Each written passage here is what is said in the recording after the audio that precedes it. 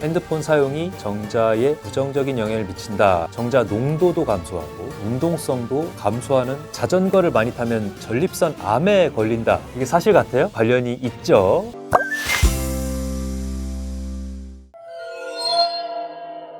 지난주엔 이명부터 우울증, 괴담에 대해서 한번 알아봤죠. 휴대폰 전자파가 정자를 죽이냐? 이거 보고 계시는 수많은 남성분들이 지금 귀가 점점 커지고 있는 게 보입니다. 결론부터 빠르게 말씀드리면 부분적으로는 사실입니다. 이 정자 수가 아니라 정자의 활동성에 영향을 미친다는 연구가 있어서 그런데요. 부치스키라는 박사님이 연구하신 내용을 한번 살펴볼게요. 93년도부터 2007년도까지 2110명의 남성분들을 대상으로 연구를 했습니다. 그래서 A그룹은 핸드폰을 사용한 그룹, 그리고 B그룹은 핸드폰을 사용하지 않은 그룹, 거의 1000명 단위로 연구를 했고요. 이 A그룹에 있는 환자분들의 정자는 한 69% 정도가 병리학적인 형태를 보였습니다. 이상 소견이 나타났다는 거죠. 핸드폰을 사용하지 않은 그룹에서는 59.1%만 이 정자의 모양이 이상을 나타냈습니다. 또 핸드폰을 사용하는 환자의 테스토스테론 수치와 황체 형성 호르몬 LH 수치가 유의하게 높게 나타난 걸 볼 수가 있었는데요. 종합하면 핸드폰 사용이 남성의 정자의 품질에 부정적인 영향을 미친다라고 볼 수가 있습니다. 또 다른 연구를 볼게요. 핸드폰 노출이 남성 생식기에 미치는 영향이라는 문헌 고찰이 있어요. 여러 연구들을 다 종합해서 살펴봤다는 거죠. 이 무선 주파수 전자파가 RFEMR이라는 전자파인데, 이 RFEMR에 노출된 인간의 정자는 운동성이 감소하는 형태학적 이상과 산화 스트레스는 증가하는 영향을 보였고요. 그다음 핸드폰을 사용하는 남성은 정자 농도도 감소하고 운동성도 감소하는 특징을 보였습니다. 급속한 진행 운동성이 낮아지는 효과를 보였고요. 정상적인 형태와 생존력도 감소하는 변화를 보였습니다. 핸드폰의 전자파가 남성의 정자를 죽이는 게 아니냐 이렇게 생각을 할 수가 있는데, 여기에는 약간 좀 보정이 필요한 부분이 있지 않을까라는 생각이 들었습니다. 이 실험에 참가한 남성의 생활 패턴이나 이런 부분이 다 파악되지는 않은 바이어스가 제대로 통제되지 않았을 가능성이 있다는 그런 생각이 드는데요. 정자 활동이라는 게 여러 가지 요소들과 관련이 있어요. 생활 습관, 음식 먹는 것, 옷이나 운동, 스트레스, 성생활을 얼마나 적극적으로 하느냐 이런 거에 영향을 많이 받기 때문에 이 요소들이 다 통제가 되었다는 얘기가 이 논문에 없어요. 생활에서 방출되는 전자파나 휴대폰에서 나오는 전자파로 인해서 정자가 직접적으로 영향을 받아서 활동성이 저하되거나 기형이 발생한다라고 단정하기에는 부족한 부분이 있어 보입니다.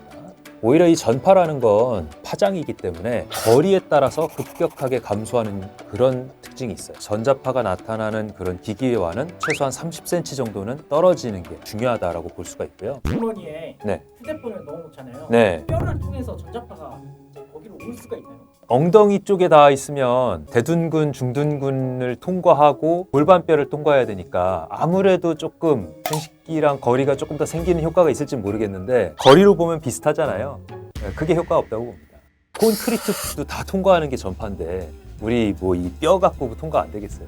거의 의미 없죠. 그래서 이거를 좀 방지를 하려면 가방에 넣어놓고 블루투스 연결을 해둔다든지 이어폰을 쓰는 방법도 좋은 방법입니다. 이어폰은 블루투스도 일단 나오지 않는 거니까 이 휴대폰과 생식기와의 거리를 넓게 만드는 게 좋습니다. 비슷한 맥락으로 우리가 자전거를 많이 타면 전립선 암에 걸린다라는 얘기가 있는데요. 저는 자전거 안 탑니다.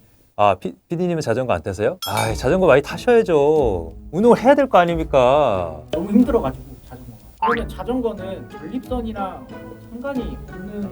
그거는 아닙니다. 전립선이랑 관련이 있죠. 근데 왜 저는 자전거의 안장, 딱딱하고 좁은 안장에 앉아 있을수록 회음부에 직접적으로 닿아서 압력을 주죠. PSA라고 하죠. 전립선 특이학원이라는 그런 수치가 일시적으로 높게 나타나는 경향이 있습니다. 이 전립선 암 표지자로 쓰는 검사도 PSA 수치를 중요하게 봐요. 그렇기 때문에 이 PSA 수치가 올라갔으니까 전립선 암이 증가한 거다? 이렇게 좀 오해되는 부분이 있을 수 있습니다. 전립선이 압박받는 상태가 계속 지속이 되면 혈액순환 장애가 생겨서 전립선 염이 생긴다. 이거는 사실입니다. 전립선 염이 계속 지속이 되고 치료가 안 되면 전립선 암 가능성이 올라가는 것도 사실입니다. 만성 전립선염 환자의 60%가 우울증을 가지고 있다고 그래요.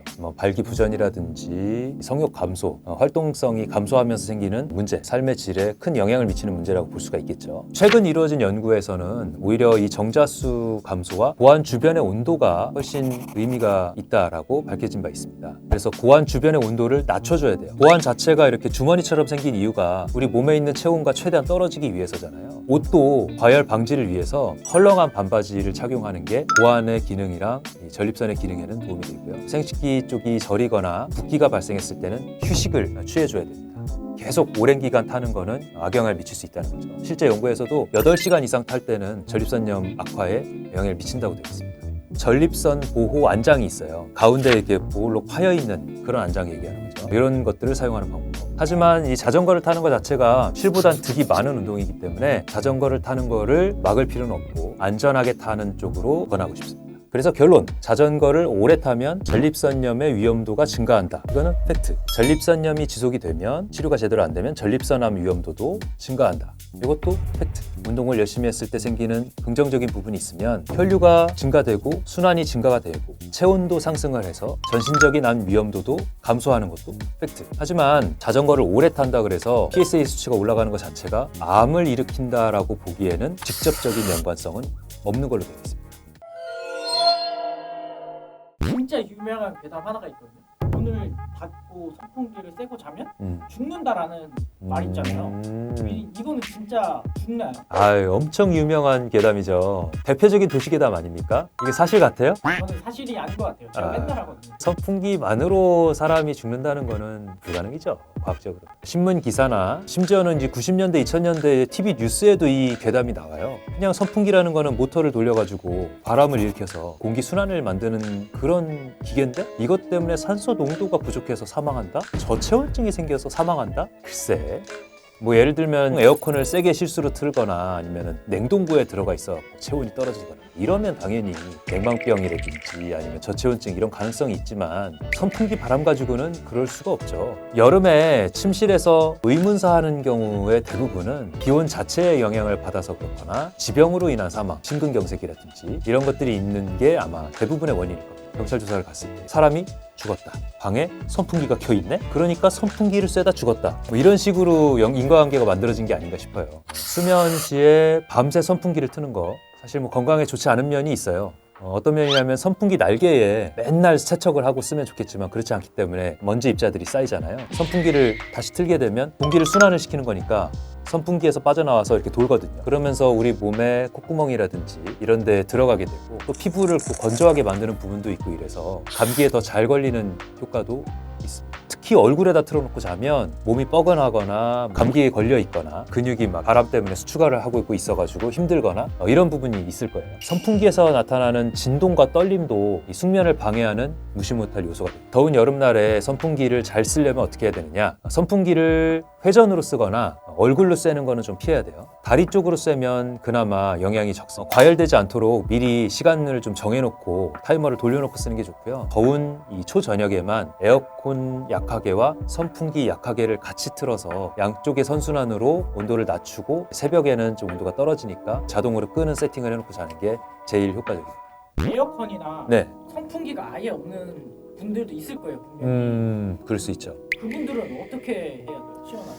그럴 때는 부채를 밤새도록 할 수는 없으니까 전통적인 방식을 써야 되겠죠. 예를 들어 뭐 죽부인이라든지 모기장을 쳐놓고 창문을 최대한 열고 자는 방법밖에 없을 것 같아요. 아니면 젖은 수건을 몇 개를 펴놓고 자는 방법도 습도가 온도를 끌고 가거든요. 그 기화열이라고 하죠. 방 안의 온도를 좀 낮추는 데 도움이 되고요. 똑같은 방법으로 우리 몸도 샤워를 해서 몸에 물을 좀 어느 정도 묻혀놓고 아니면은 얇은 옷에 물이 좀 묻은 상태에서 잠을 들면 기화열이 몸에서 열을 빼나가기 때문에 효과가 있습니다.